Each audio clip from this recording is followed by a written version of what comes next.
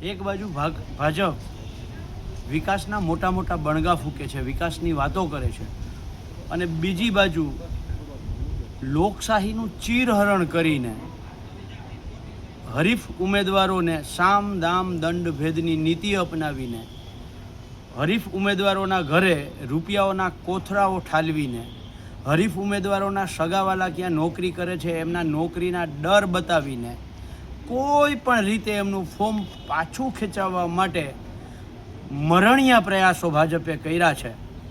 આ શું કામ કરવા પડ્યા છે? જો તમે વિકાસ જ કર્યો હોય તો હરીફ ઉમેદવારોને શા માટે તમે આટલા પ્રયત્નો કરી અને એમના ફોર્મ પાછા ખેંચાવ્યા છે?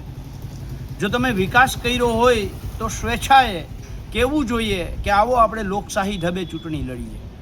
પણ ના, તમને વિકાસ નથી કર્યો, તમને જનતાનો ડર લાગે છે, અને જનતાના ડરના કારણે હરીફ ઉમેદવારોને કોઈ પણ રીતે ખરીદવા, દબાવવા, ધમકાવવા અને એમનું ફોર્મ પાછું ખેંચાવવા તમે પ્રયત્નો ભાજપે કર્યા છે.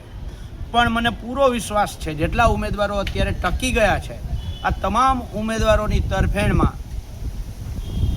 જનતા જનાર્દન છે એ ભાજપની વિરુદ્ધમાં મતદાન કરશે અને ભાજપને જડબાતોડ જવાબ આપશે, એમાં કોઈ શંકા નથી.